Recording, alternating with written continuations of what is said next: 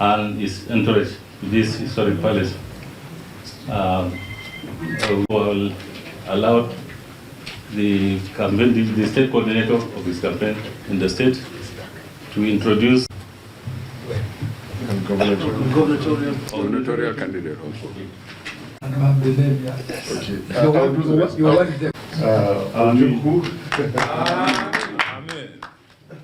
Alhaji Auji Mohammed, Margaret Obi,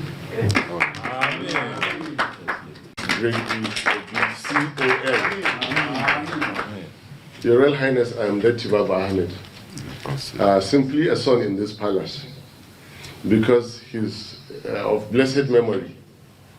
Palace long before we came to meet you. On behalf of the Baba Ahmed family, Your Excellency, I bring you special greetings. Amen. With your kind permission, I will pass and yield the floor to our presidential candidate, sir.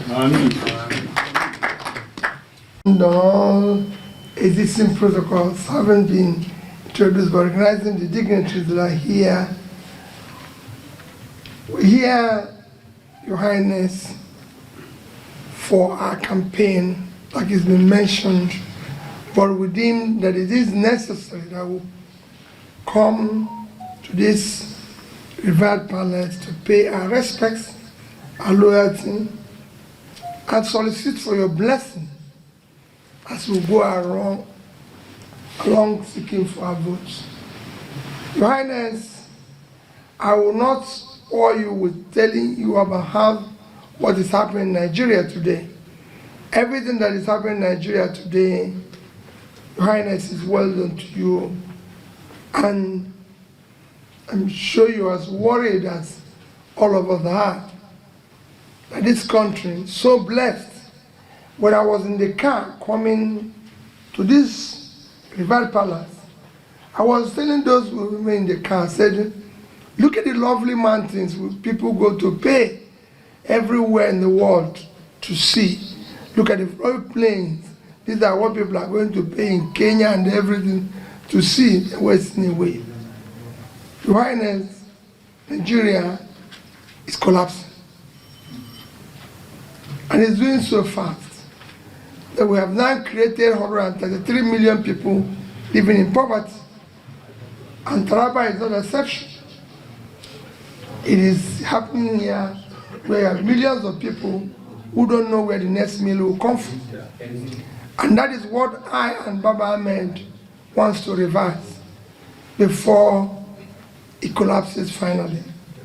We want to reverse that situation where our children, young people in their productive age, are doing nothing except criminality. Where we all live in fear. Nobody can drive from here down to Abuja. When you leave, people will just be praying that you get there. When you're coming back, it's the same thing. And we can't go on. The reason simply is cumulative effect of leadership failure over the years that have refused to invest in the people in Nigeria. Rather, we have a criminalized situation where people are stealing our money, and we must reverse it. So we have offered ourselves to first secure and unite Nigeria and make it productive, because today it is not productive. It is not working today. That is why a huge country of this size cannot feed itself, despite the fact that God gave us vast, fertile land. We can't feed ourselves. That is why a state like Taraba that can feed Nigeria is not doing so. Taraba, Your Highness, is 54.4 thousand square kilometers of land. So Taraba is bigger than Belgium and Israel put together. 54.4 million. No, square kilometers. Oh, okay, yes. The land space. It is bigger than Belgium and Israel put together. Both of them combined. Belgium is 30.9 thousand square kilometers, and Israel is 21.1. They are 53,000 square kilometers. Taraba is 54.4. Yet, we cannot feed ourselves. Taraba is on the plain of Mambila. So you can cultivate flour here. Kenya did the export of over 500 million flowers last year. You can cultivate coffee here. Ethiopia did 1.1 billion export of coffee. You can cultivate tea here. Poor countries like Sierra Leone did 1.4 billion in tea last year. And I can go on and tell you what can be produced in Taraba. But we have the vast land of Taraba all cultivated, and that is how Nigeria is. The entire Nigeria is all cultivated because we are sharing money. All we do is to go to Abuja. Taraba as a state can generate 10 to 20 times what it gets from revenue sharing in Abuja. And all we need to do is to invest money in them. All we need is to do those programs we are doing to pull people out of poverty by coming to do it in Taraba. Your Highness, I'm happy that people are here taking what I'm saying. We have said we are not going to govern from Abuja. We will go to each state, invest in those states, see people. We will bring stakeholders like you to be in charge as we put the youths and women of Taraba out of poverty, as we put families out of poverty. All you hear in Nigeria is programs about agriculture, programs about poverty, programs. You hear them in TV. Nobody have ever seen it. And people are getting poorer every day. That's what we want to reverse. We want our children to be in school. We want to subsidize health. We want to stop by fighting criminality. Our farmers will go back to farm. We'll stop those who are stealing our oil. We will ensure that we stop the criminal subsidy of fuel and subsidize education and health. Because that's how Nigeria will develop. We'll educate our people, and we will do what it takes to put people out of poverty by first feeding ourselves. India used to ration food. Today India feeds itself, and there are 1.4 billion people living on a 3.2 million square kilometers of land. So we have more land to cultivate than India, and we can't feed ourselves. That's what we're going around telling people, asking them that next year's election should not be based on tribe. Let nobody come and say, I'm from here, I'm from here. No region, no side in Nigeria buys bread cheaper. No tribe buys bread cheaper. No tribe where there's no unemployment, no tribe where there's no hunger. Every tribe is going through hunger. Taraba, Kanu, Anambra, Oyo, everybody suffering the same thing. Next year's election should not be about religion. No religion in Nigeria buys bread cheaper. Everybody in Nigeria is hungry. Every tribe is going through the same problem. So we don't want it to be a tribal thing. We don't want to be tribal. We don't want it to be about religion. Today, as I've said everywhere, Dubai is supposedly a Muslim country, but the Kali church in Dubai was built by Emir of Dubai. Donated the land, built the church. In England, the central mosque in England, the land was donated free of charge by the Queen. That land alone is worth over several million pounds. Here, we've turned religion into another thing. We don't want it to continue. We want next year's election to be based on character we can trust. We want characters we can trust. Your Highness, everybody can go and verify about me, about Tati Ahmed, our background, whether we're involved with issues of corruption or anything. It is very easy.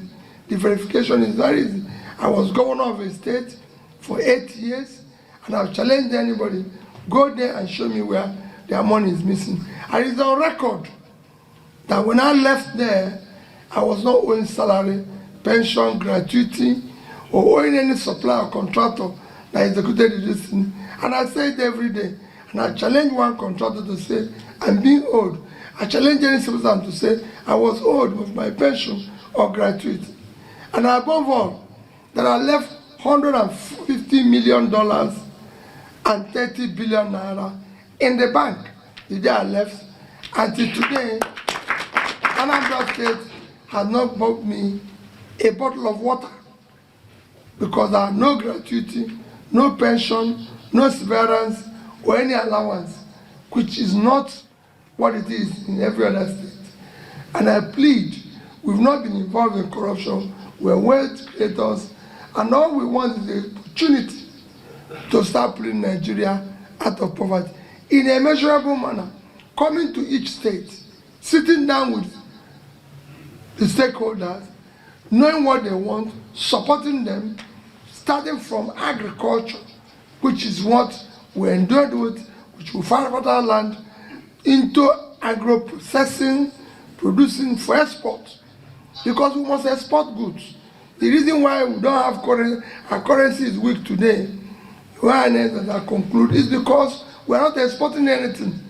Your exchange rate is a function of your reserve. And what drives your reserve is export. If you're not exporting anything, you have no reserve. A huge country like Nigeria, with 220 million people, living on 923,000 square kilometers, our total export last year is 18.9 trillion, which is barely at official rate, $47 billion. A country like Vietnam, that is 100 million people, half of our population, living on 331,000 square kilometers, they live on a third of our land. Half of our population, the total export last year is over $300 billion. So we have room to do more, and we will do more. And that is what we're clamoring. That's what we're telling people. I want to see a Taraba state that is prospering. I want to see a Taraba state where these mountains are not just mountains, but tourist sites where people are visiting them as they're doing in Kenya. All these young boys here who are running around will become tour guides for those who are coming for tourism. They will become security for those who are coming for tourism.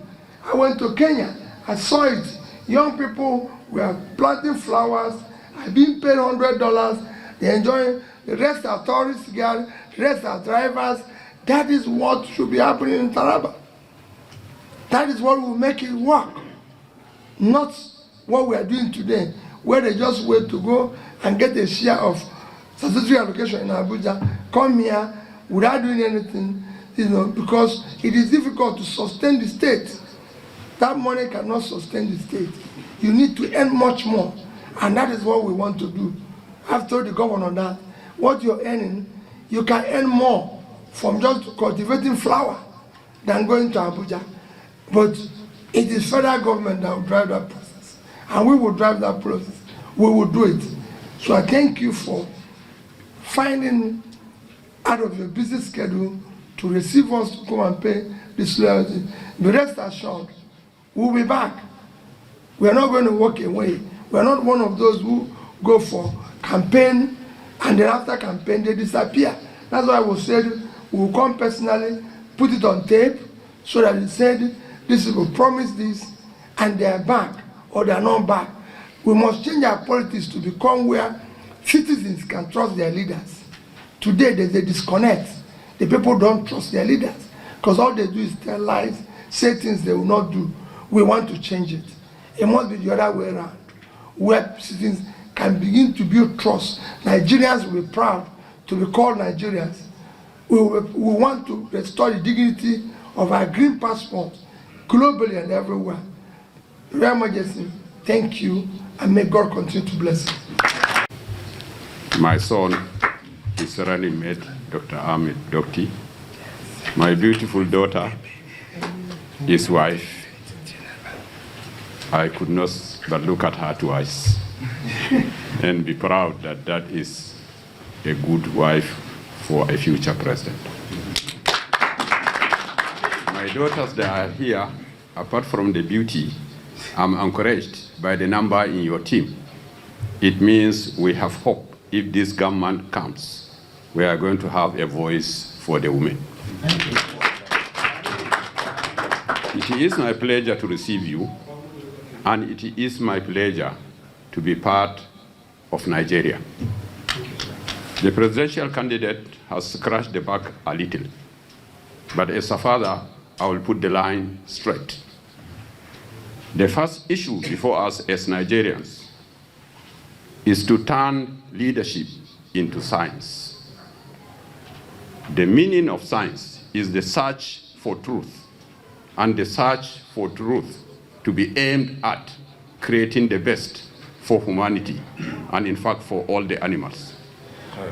So in leadership, we as emirs in our training, the leader is an average sensible man holding the torch, looking at the best route, looking for the best route, and making sure he follows the best route correctly and encourages all the nation to follow the route that is good and correct.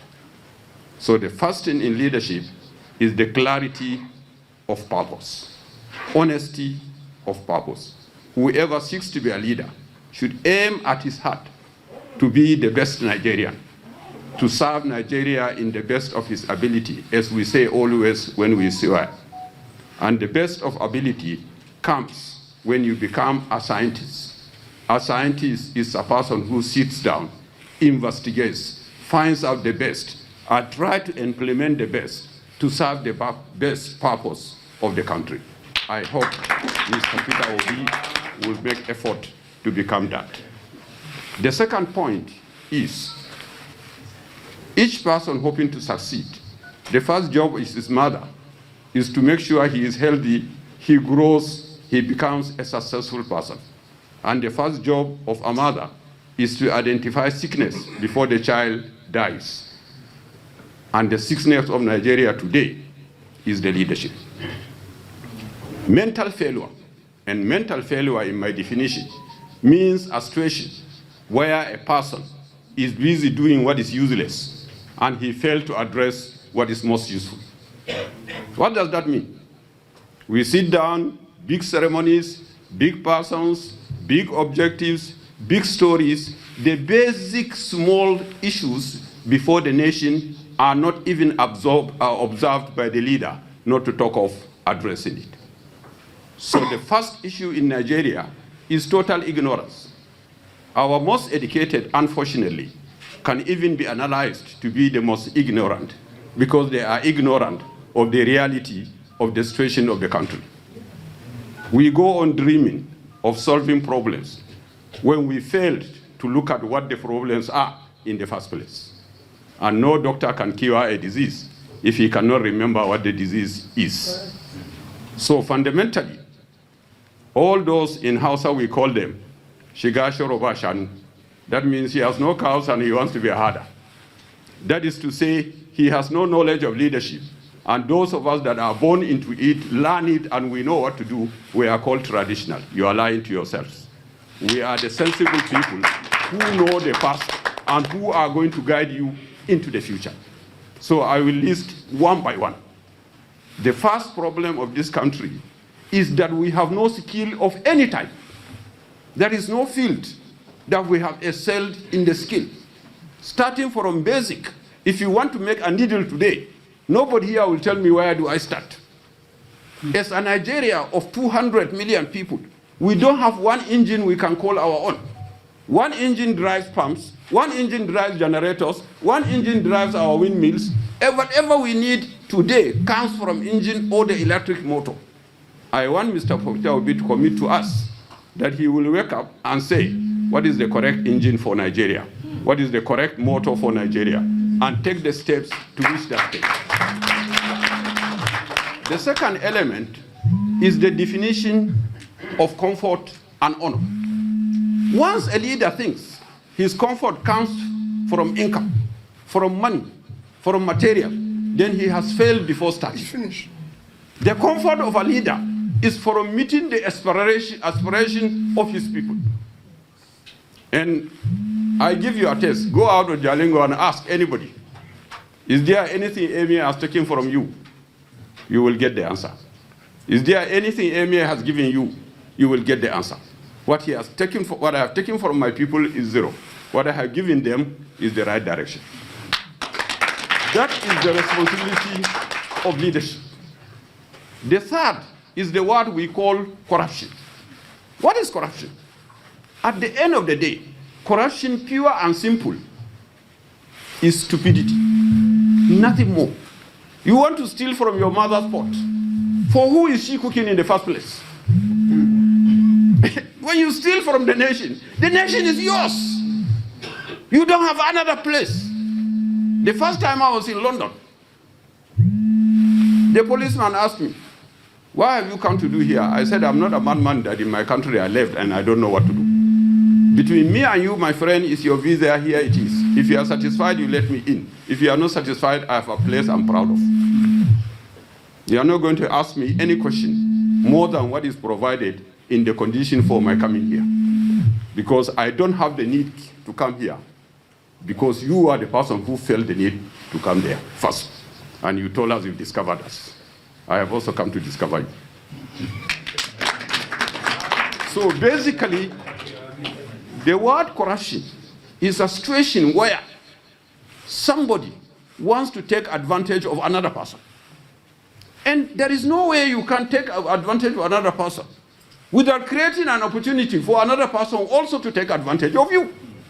So the moment you are corrupt, you are also laying foundation for more corruption. You are laying foundation for the corruption that comes on you, and we are all going to be losers. I have been miserable in many occasions in this country, but never more than the day I saw in the newspapers, Justice of our Supreme Court are accusing the Chief Judge of corruption. When did they know it? It's a basic question. When did they know it? If he was corrupt and they allowed him to become Chief Justice, then they are birds of the same feather.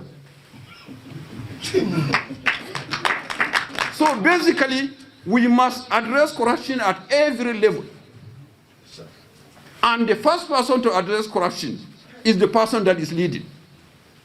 If you become president of Nigeria and you change and determine that you will never be corrupt, nobody else will be corrupt. 100%. 100%. 100%. But I will tell Mr. Obi, I heard this 20 times without any apology. Almost every presidential candidate comes here and tells me, and I tell him what is right, and he tells me I'm right, he's going to do that. Now you have taken the debt, and Jalingo will write a record. I'm happy that you said we are recording what you are saying. I am also going to be happy that you are recording what I'm saying. And the next day I come to us, I will not be told that I'm too small to reach the president.